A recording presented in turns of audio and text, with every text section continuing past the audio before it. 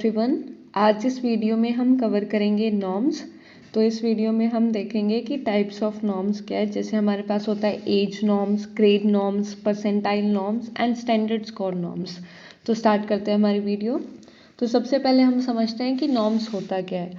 अब मान लो जैसे एग्जांपल से समझते हैं कि आपको अपनी हाइट का क्या करना है, कंपैरिजन करना है। कि अगर आप अपनी हाइट का कंपैरिजन करोगे, अगर मान लो बोलते हैं कि नॉर्मल लोगों से आपकी हाइट ऊपर है, अब तो नॉर्मल लोगों से आपकी हाइट ऊपर है, इसका मतलब क्या है कि आपके पास ऐसा कुछ क्राइटेरिया है, आपके पास ऐसा कुछ कंपैरिजन का मेथड है जिसके थ्रू आप बोलते हो कि हाँ नॉर्मली लोगों से आपकी हाइट ज़्यादा है।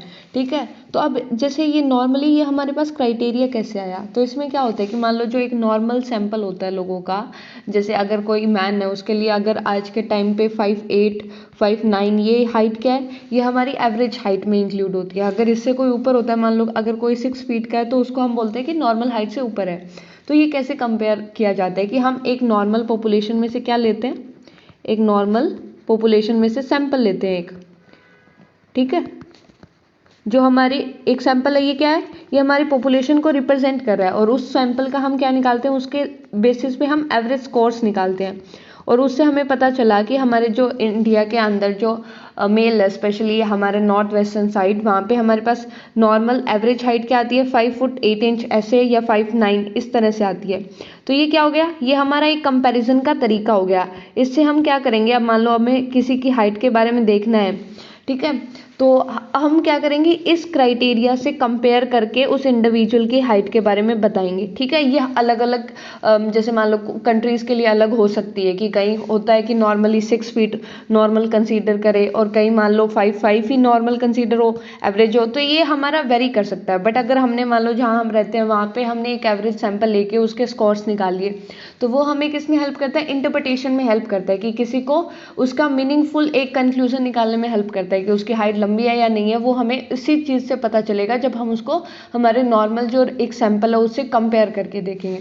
तो यही सेम चीज़ हमारी नॉर्म्स में होती है। तो नॉर्म्स क्या होता है, it's a average performance of representative sample. ये क्या होता है, average performance of representative sample. कि हमारे पास एक सैंपल ले लेते हैं, ठीक है, और उसका क्या होती है, उसकी एवरेज परफॉर्मेंस होती है, और उससे हम फिर हमारे जो स्कोर्स आते हैं टेस्ट के ऊपर उसको कंपेयर करके देखते हैं। ठीक है, so scores on psychological test are most commonly interpreted by the reference to norm. कि मान लो हम कोई भी टेस्ट पे हमारे पास स्कोर्स आते हैं, तो उसको हम इंटरप्रेट कैसे करते हैं, उसको हम हमारे नॉर्म्स के रेफरेंस के थ्रू करते हैं। कि नॉर्म से हम रेफरेंस लेते हैं, फिर उसका कुछ मीनिंग निकालते हैं, which represent the test performance of the standardize sample. कि नॉर्म्स क्या होते हैं, कि वो हमारी एक स्टैंडर्डाइज सैंपल होता है। मान लो एक हम सैंपल लेते हैं जो हमारी पॉपुलेशन, उस तरह की पॉपुलेशन को रिप्रेजेंट करे, उसको हम स्टैंडर्डाइज सैंपल बोल देते हैं। तो उनकी एवरेज परफॉर्मेंस क्या होती है, उसको हम नॉर्म्स बोलते हैं, और जिसके थ्रू हम हमारे स्कोर्स को इंटरप्रेट करेंगे। ठीक है, so individual performance is recorded in terms of raw scores. अब मान लो हमने कोई भी टेस्ट दिया किसी इंडिविजुअल को, तो जो स्कोर्स आएंगे वो क्या होगा, रो स्कोर्स आएगा। ठीक है, रो स्कोर। अब इस रो स्कोर से हमें कोई इन्फॉर्मेशन नहीं मिलेगी कि वो इंडिविजुअल, पर्टिकुलर इंडिविजुअल है वो अच्छा परफॉर्म कर रहा है या नहीं कर रहा, उसके बारे में हमें नई इन्फॉर्मेशन मिलेगी। क्यों, क्योंकि हमारे पास कोई ऐसा मेथड ही नहीं है जिससे हम कंपेयर करके बता सकें कि वो अच्छा परफॉर्म कर रहा है या नहीं कर रहा। अब जैसे एग्जाम्पल लो कि आपकी क्लास है, आपकी क्लास में एक टेस्ट हुआ, ठीक है, तो टेस्ट हुआ मान लो 100 नंबर का, हमारे पास 100 मार्क्स का टेस्ट हुआ। अब हुआ क्या कि एक इंडिविजुअल के क्या है, 66 मार्क्स आए। ठीक है, अब हमें इसमें पता लग रहा है कि हाँ एक इंडिविजुअल के 66 मार्क्स आए, हमें लग रहा है कि उसके कितने नंबर कट गए। अब ये देखो कि वो टेस्ट इतना डिफिकल्ट था कि हाईएस्ट मार्क्स ही हमारे पास क्या है, हाईएस्ट मार्क्स ही हमारे पास 66 है। ठीक है, तो इससे हमें क्या पता चला कि जब हम किसी चीज़ का कंपैरिजन होता है हमारे पास, मान लो एक हमने इतना डिफिकल्ट टेस्ट बना दिया तो उसके मार्क्स ही 66 आए, तो अब हमारे पास कंपेयर करने का कोई तरीका नहीं है। अब हम किसी इंडिविजुअल को कंपेयर करेंगे तो इस 66 मार्क्स के साथ हम कंपेयर कर सकते हैं, और या फिर हम हमारे क्लास का एक एवरेज ले लेंगे उस पर्टिकुलर टेस्ट के लिए, और फिर देखेंगे कि अगर उस एवरेज मार्क्स से क्या है, एक इंडिविजुअल के मार्क्स हायर है तो वो क्या है, वो एक अच्छा बच्चा है, मतलब पढ़ने वाला है, और अगर उससे कम है तो वो पढ़ाई में इतना अच्छा नहीं है। तो ऐसे हम नॉर्म्स का यूज करते हैं, ठीक है। So individual test score is interpreted into two ways. एक हमारे पास नॉर्म्स रेफरेंसिंग होता है, एक क्राइटेरियन रेफरेंसिंग होता है, कि हम दो तरह से इंटरप्रेट कर सकते हैं। एक है हमारे पास नॉर्म्स रेफरेंसिंग और दूसरा है हमारे पास क्राइटेरियन रेफरेंसिंग। अब नॉर्म्स रेफरेंसिंग का मतलब क्या होता है कि it compares an examinee score with the scores of a specific group. Norms are defined as average performance of a representative sample, ये हमने देख लिया। और एक हमारा स्टैंडर्डाइजेशन सैंपल क्या होता है, sample which is true representative of population and take test for providing data for comparison. Standardization sample हमारा वो सैंपल होता है जो हमारे पॉपुलेशन को रिप्रेजेंट करे। अब हमें देखना है कि नॉर्म्स रेफरेंसिंग क्या होता है। जैसे मान लो एक हमारे पास ग्रुप होता है, उस ग्रुप से हम कंपेयर करते हैं, ठीक है। जैसे मान लो अगर हमारे कॉम्पिटिटिव एग्जाम्स होते हैं, हमारे पास कॉम्पिटिटिव एग्जाम्स होते हैं, तो उसके अंदर क्या होता है, जिसके अंदर हमारे पास रैंक डिसाइड होती है। जैसे मान लो हम यूपीएससी का एग्जाम्पल लेते हैं, तो यूपीएससी के अंदर हमारे पास एक होता है प्रीलिम्स का और दूसरा हमारे पास होता है मेंस का। तो इन दोनों का हमारे पास क्राइटेरिया अलग होता है। इस प्रीलिम्स के एग्जाम में हमारे पास क्या होती है, कट ऑफ का क्राइटेरिया होता है, ठीक है। इसमें क्या है, एक क्राइटेरिया है, यानी कि अगर आपने इतने मार्क्स कर लिए तो आपने वो पास कर लिया। और मेंस में क्या होता है कि हम ग्रुप से कंपेयर करके देखते हैं, यानी हमारे पास रैंक आती है, ठीक है। तो एक पर्टिकुलर हम किसी ग्रुप से कंपेयर करके देखते हैं, तो उसको हम नॉर्म्स रेफरेंसिंग बोलते हैं। तो इसमें क्या होता है, raw scores are converted into derived score to allow for direct comparison of a person performance. तो जैसे मान लो रैंक वाइज होता है ना, यानी कि हम कंपेयर करके देखते हैं एक दूसरे से, तो वो होता है हमारा नॉर्म्स रेफरेंसिंग, ठीक है।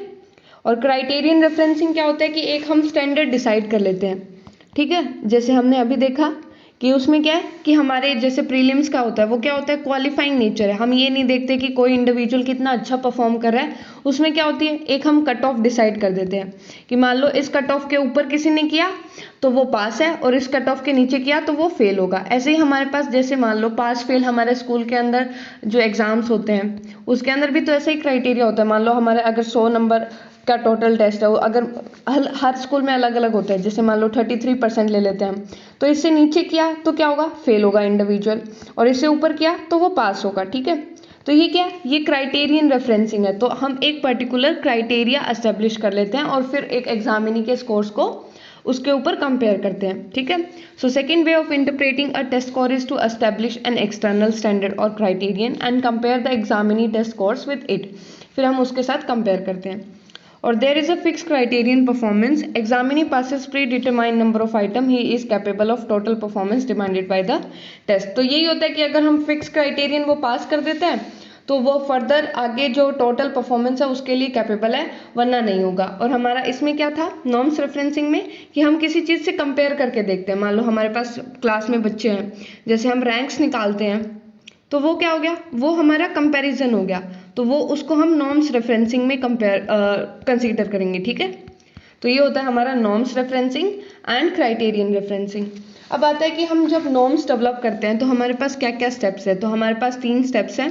पहला कि डिफाइनिंग द टारगेट पॉपुलेशन, कि हम कौन सी पॉपुलेशन के लिए जो नॉर्म्स है वो बना रहे हैं, हमें वो डिफाइन करना होगा। वो चिल्ड्रन के लिए है, वो अडोलसेंस के लिए है, या फिर वो हमारे अडल्ट के लिए है, मैरिड लोगों के लिए, अनमैरिड के लिए, एजुकेटेड लिटरेट के लिए, कौन सी किस तरह की पॉपुलेशन के लिए हम वो बना रहे हैं, ठीक है। तो वो हमें डिसाइड करना होगा। फिर क्या होगा, जैसे हमने टारगेट पॉपुलेशन डिसाइड कर ली, अब पूरी टारगेट पॉपुलेशन तो हम नहीं ले सकते, फिर हम उसमें से क्या लेंगे, एक मान लो इतनी हमारी इतनी बड़ी पूरी टारगेट पॉपुलेशन है, ठीक है। तो इस टारगेट पॉपुलेशन में से हम क्या करेंगे, एक छोटा सैंपल लेंगे, ठीक है। पूरी पॉपुलेशन लेना हमारे लिए पॉसिबल नहीं है, तो उस पूरी टारगेट पॉपुलेशन में से हम एक सैंपल को डिसाइड करेंगे, ठीक है। फिर हम क्या करेंगे, उस सैंपल के ऊपर वो टेस्ट लगाएंगे इन स्टैंडर्डाइजिंग द कंडीशन, कि जितनी भी हमारे पास कंडीशंस होगी उन सबको स्टैंडर्डाइज, यानी कि सबको एक तरह की कंडीशंस देंगे और फिर उनके ऊपर टेस्ट लगाएंगे, और फिर हम देखेंगे कि उस जो पर्टिकुलर सैंपल है उसका एवरेज परफॉर्मेंस क्या आता है, और उसके बेसिस पे हम नॉर्म्स डेवलप करेंगे, ठीक है। तो हर एक स्टेप को हम देखेंगे डिटेल में। अब तो पहला क्या था, डिफाइनिंग द टारगेट पॉपुलेशन, कि हमारी टारगेट ग्रुप की क्या कॉम्पोजिशन है, कि मतलब किस किस तरह के हम लोगों को इंक्लूड करेंगे हमारी पॉपुलेशन में, तो उसको हमें डिफाइन करना होगा। So test is intended to be use for a particular type of person और पर्सन्स, कि हम किसी पर्टिकुलर तरह के लोगों के लिए बना रहे हैं। ये तो नहीं है, कोई होता है कि हम बहुत सारे अलग अलग तरह के लगा सकते हैं, बट हमें क्या करना है, हमें टारगेट पॉपुलेशन को डिसाइड करना है, ठीक है। और composition determined by intended use of test, कि जो हमारी कॉम्पोजिशन किस तरह के लोग आएंगे वो किस पे डिपेंड करता है कि हमारे टेस्ट का यूज क्या है। जैसे मान लो वो क्या कर रहा है, हमने एक कोई पर्टिकुलर टेस्ट बनाया डिसेबल्स के लिए, डिसेबिलिटी मेजर कर रहा है, तो वो हम उसी तरह के लोगों पे लगाएंगे एक पर्टिकुलर, तो वो क्या है, हमारे टेस्ट का क्या यूज है उसके बेसिस पे हमारा क्या होगा, हमारा जो टारगेट पॉपुलेशन है वो डिसाइड होगी। जैसे test of English as a foreign language for those whose native tongue is not English, जैसे मान लो हमने इंग्लिश को हम एज अ फॉरेन लैंग्वेज देख रहे हैं, ऐसा कुछ हमने टेस्ट बनाया, ठीक है, इंग्लिश को एज अ फॉरेन लैंग्वेज देख रहे हैं, तो हम वो टेस्ट किसके लिए अप्लाई करेंगे, वो सिर्फ उनके लिए ही करेंगे जिनकी जो नेटिव लैंग्वेज है, यानी कि जो इंग्लिश नहीं बोलते, यानी कि उनकी जो मदर टंग भी बोल सकते हैं या फिर आम बोलचाल की भाषा में वो इंग्लिश का यूज़ नहीं करते, तो उनके लिए हम क्या करेंगे, उनके लिए हम वो टेस्ट अप्लाई करेंगे। अब जिनको मान लो जैसे इंग्लिश के हम अमेरिका यूएस में लगा देते तो उनकी तो नॉर्मल भाषा ही इंग्लिश है, तो उनके लिए वो टेस्ट यूजफुल नहीं होगा। तो ऐसे हमारे किस तरह का टेस्ट का यूज़ है उसके बेसिस पे हम डिसाइड करते हैं कि हमारी टारगेट पॉपुलेशन क्या होगी। फिर क्या आता है, selecting the sample from the target population, कि हम हमारी जो हमने पॉपुलेशन डिसाइड की है उसमें से हम हमारा सैंपल निकालेंगे। सो select a representative sample from each of the target population, कि जो भी हमने पॉपुलेशन डिसाइड किया उसमें से रिप्रेजेंटेटिव सैंपल निकालना है। ये नहीं है कि हम कुछ पर्टिकुलर इंडिविजुअल अपनी बायसनेस के बेसिस पे कुछ पर्टिकुलर इंडिविजुअल्स निकाल लें, ऐसा नहीं होना चाहिए। हर एक पूरी क्रॉस सेक्शनल रिप्रेजेंटेशन होनी चाहिए, ठीक है। To select the sample a cross sectional representation of target population must be made, कि जो भी हम सैंपल निकालें उसमें हर तरह के लोगों का रिप्रेजेंटेशन हो। जैसे मान लो हमारे इलेक्शंस होते हैं, तो इलेक्शंस में भी तो ऐसा ही होता है कि बहुत बारी कुछ सीट्स रिजर्व कर देते हैं ताकि वो एक पर्टिकुलर कम्युनिटी के लोग रिप्रेजेंट हो, है ना। तो इसी तरह से हर एक तरह की रिप्रेजेंटेशन होनी चाहिए। So a cross sectional representation is one in which people from all section of target population are represented. एक क्रॉस सेक्शनल पॉपुलेशन क्या होगी, जिसके अंदर हर सेक्शन के लोगों का इंक्लूजन हो, उसको हम क्रॉस सेक्शनल रिप्रेजेंटेशन बोलेंगे। तो हमारे पास अलग अलग तरह की सैम्पलिंग टेक्निक होती है और उसका यूज़ करके हम सैंपल को निकालते हैं। एंड जब भी हम नॉर्म्स कंस्ट्रक्ट करते हैं तो हम प्रेफर करते हैं कि हम लार्ज सैंपल लें, ठीक है। तो हमने 2 स्टेप्स कर लिए। पहला क्या था कि हमें टारगेट पॉपुलेशन को डिसाइड करना है, दूसरा क्या है कि हमें उस टारगेट पॉपुलेशन में से एक सैंपल को निकालना है, ठीक है। अब हमारे पास है standardizing condition for proper implementation of test, कि हमने सैंपल निकाल लिया। अब सैंपल निकालने के बाद हमें क्या करना है, सैंपल निकालने के बाद में हम जो जितनी भी कंडीशंस है, मान लो जो कंडीशंस होगी उस टेस्ट के लिए, उनको हम सभी के लिए सेम रखेंगे, यानी कि स्टैंडर्डाइज कर देंगे। कभी ऐसा नहीं होगा कि मान लो किसी एक पर्टिकुलर इंडिविजुअल को या एक पर्टिकुलर लोगों को हम स्पेशल ट्रीटमेंट दे रहे हैं, ऐसा नहीं होगा। हर जो सेम कंडीशंस होगी वो हम उनको देंगे ताकि हम प्रॉपरली नॉर्म्स को डेवलप कर सके। So standardising conditions are necessary for the valid and proper comparison of individual scores to test the norm. Adequate sound control, lighting, ventilation, temperature और working place must be properly control, यानी कि हम हर एक जो condition है वो उसको properly control करेंगे। और अगर मान लो हम सभी इंडिविजुअल को सेम प्रोसीजर या सेम स्टैंडर्ड ऑफ कंडीशन नहीं देते तो क्या होगा, तो हमारे जो पर्पस है उस सैंपल के ऊपर टेस्ट करने का वो फुलफिल ही नहीं होगा और हम नॉर्म्स को प्रॉपरली डेवलप नहीं कर पाएंगे। तो ये हमारी 3 स्टेप्स होते हैं।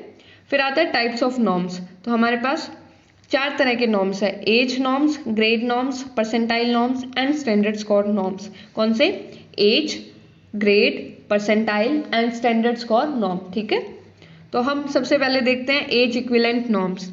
तो हमारे पास जैसे हम देखते हैं ना कि एक पर्टिकुलर एज में जब इंडिविजुअल होता है तो हम उससे कुछ एक्सपेक्ट करने लग जाते हैं कि मान लो 1 साल का बच्चा है वो चलना सीख जाता है, तो इस तरह से हम क्या करते हैं, एक एज के बेसिस पे ये देख लेते हैं कि इस एज का बच्चा इस तरह से परफॉर्म करेगा, ठीक है।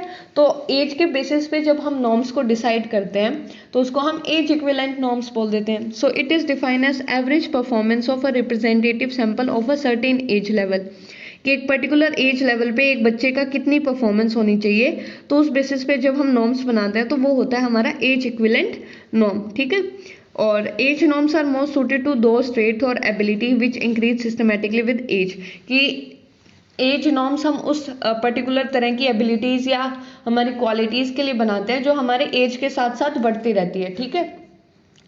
जैसे हमारा हाइट हो गया, वेट हो गया, एंड जैसे कॉग्निटिव एबिलिटीज होती है कि हमारी इंटेलिजेंस लेवल भी इंक्रीज होती है। हम देखते हैं ना कि इस मान लो एक 4 साल का बच्चा है तो उसको बेसिक हमारी काउंटिंग आनी चाहिए, ABCD आना चाहिए, थोड़ा बहुत पढ़ना आना चाहिए। तो ऐसे ही होता है हमारे पास एज इक्विवेलेंट नॉर्म्स, ठीक है। फिर आता है इसकी कुछ डिसएडवांटेजेस है।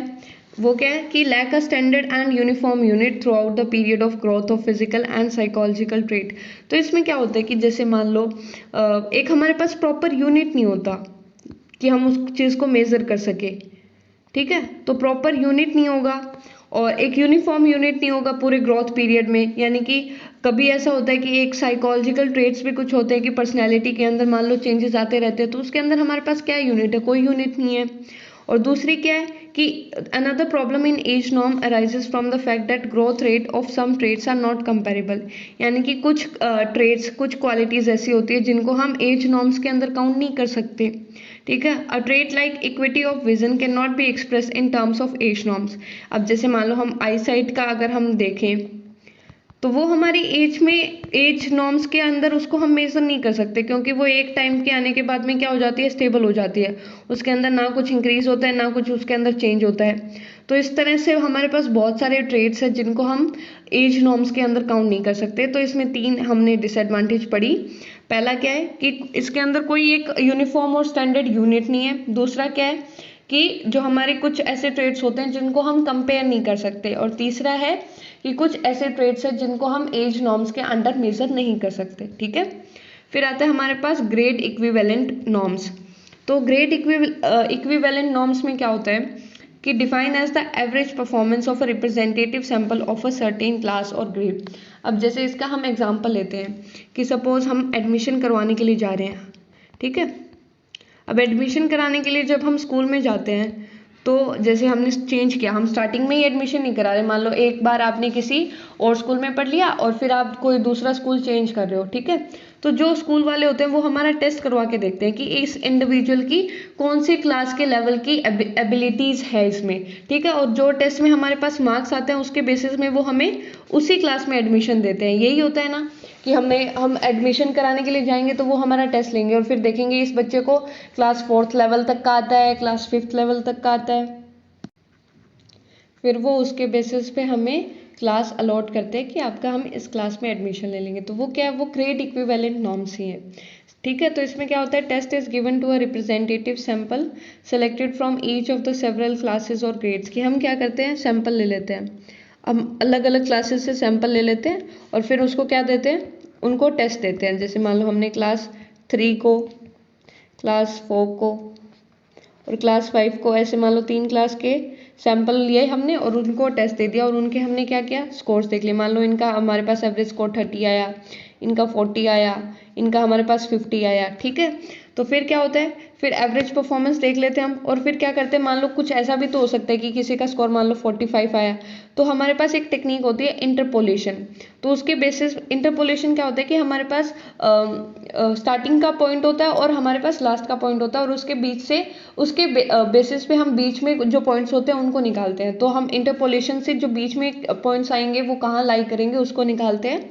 तो इस तरह से हमारे पास ग्रेड इक्विवेलेंट नॉर्म्स होते हैं। तो हमारे पास इसकी कुछ लिमिटेशंस है कि grade norms of same student in different subject are not comparable, कि हम मान लो एक सेम स्टूडेंट है, उसके अलग अलग सब्जेक्ट में किस तरह के ग्रेड नॉर्म्स हैं उनको हम कंपेयर नहीं कर सकते, ठीक है। Grade norms assume that all student of class have more और लेस सिमिलर करिकुलम। अब मान लो हमारे पास स्कूल्स होते हैं, तो स्कूल्स के अंदर हमारे पास बहुत सारे स्कूल होते हैं जिनका करिकुलम अलग अलग होता है, ठीक है। तो अब हमारा ग्रेड नॉर्म्स क्या अज्यूम करता है कि हर एक के अंदर सेम तरह का करिकुलम होगा, बट ऐसा नहीं होता। तो इस जगह पे हमारे ग्रेड नॉर्म्स फेल हो जाते हैं। So this assumption may be true और false, true for elementary class but may not be true for higher classes. हमारे हायर क्लासेस का करिकुलम चेंज होता रहता है और हमारे पास अलग अलग तरह के सब्जेक्ट्स आते रहते हैं। तो उसके अंदर भी हमारे ग्रेड नॉर्म्स का इतना यूजफुल नहीं है. So not suited to those subject in which there occur rapid growth in elementary and very slow growth in higher class. कि मान लो कुछ ऐसे सब्जेक्ट होते हैं जो हमारे एलिमेंट्री क्लास में तो उनकी रैपिड ग्रोथ होती है, बट हमारे हायर क्लास में स्लो ग्रोथ होती है. तो उस तरह के सब्जेक्ट्स के लिए भी हमारे ग्रेड नॉर्म्स इतने फायदेमंद नहीं है. ठीक है, फिर आता है परसेंटाइल नॉर्म्स. तो इसके अंदर एक जो हमारे पास परसेंटेज और परसेंटाइल होता है, इनके अंदर बहुत कन्फ्यूज़न आती है. तो हम इसको अच्छे से समझते हैं कि परसेंटेज और परसेंटाइल में डिफरेंस क्या है. तो एक न्यू पेज पे समझते हैं. हाँ, जैसे कि हमारे पास परसेंटाइल है. अब हम बोल देते हैं कि किसी की 99 परसेंटाइल आई है. अब इसका मतलब क्या होगा, और हम बोलते हैं किसी के मान लो परसेंटेज 99 है.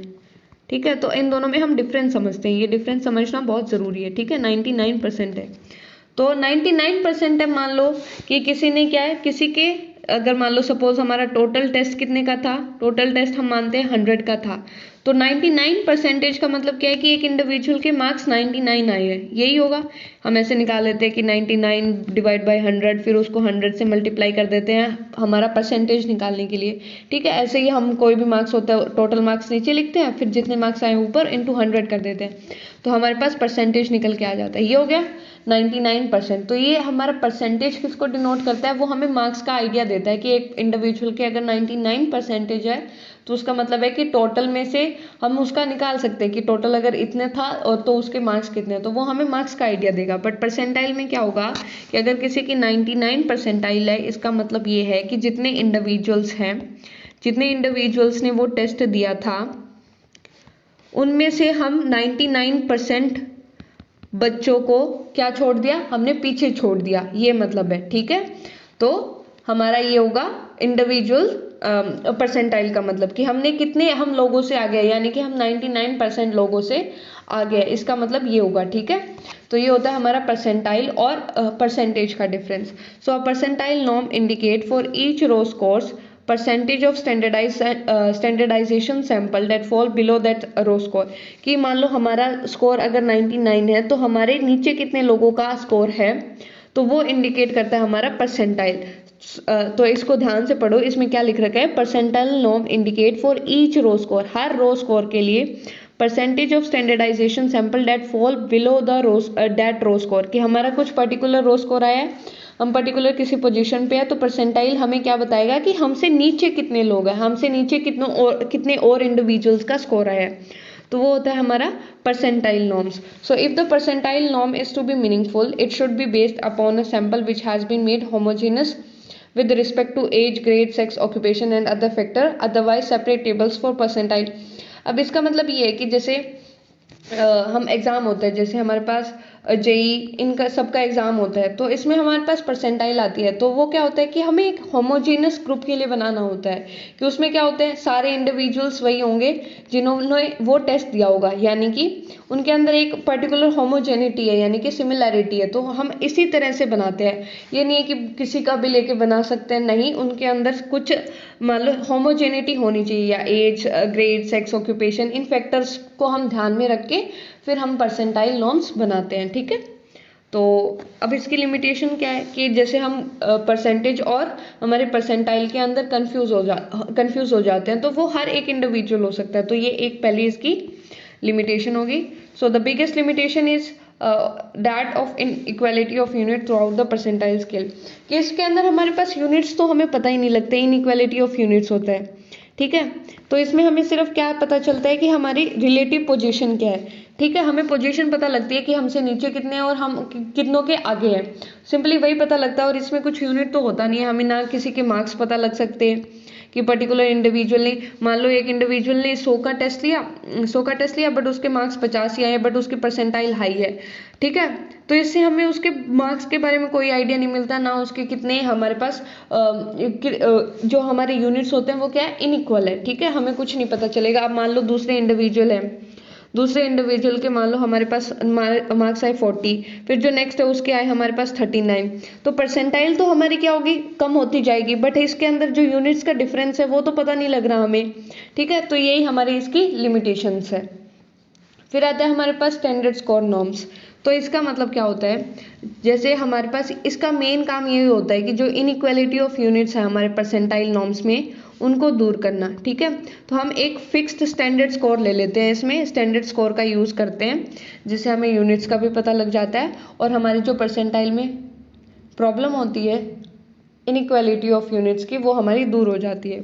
So it is based upon the standard score and इसलिए इसको हम स्टैंडर्ड स्कोर नॉर्म बोलते हैं। स्टैंडर्ड स्कोर क्या होता है कि जो फिक्स्ड हो, है ना, जो है इतना ऐसे वेरी ना करे। मान लो एक पर्टिकुलर स्कोर आता है, उसको हम किसी फॉर्मूला का यूज़ करके उसको कन्वर्ट कर देते हैं स्टैंडर्ड स्कोर में, और उसके अंदर यूनिट्स होते हैं वो सही होते हैं, सेम होते हैं थ्रू आउट द टेस्ट की। मतलब किसी का भी ले लेंगे तो हम उस फॉर्मूला को लगा के यूनिट्स निकाल सकते हैं, एक पर्टिकुलर स्टैंडर्ड स्कोर निकाल सकते हैं। ठीक है, so it is needed because here unit of scale are equal, कि हमने जो बोला था कि यूनिट्स ऑफ स्केल होता है वो इक्वल होता है। जैसे परसेंटाइल में हमारे पास नहीं होता, कि हमें पता ही नहीं होता कि किसी के 50 है उसकी हाई परसेंटाइल होगी, किसी के 40 है, तो इनमें यूनिट्स का डिफरेंस कुछ भी हो सकता है, हमारे पास यूनिट्स का पता नहीं लगता। बट इसमें हमारी ये प्रॉब्लम सोल्व हो जाती है।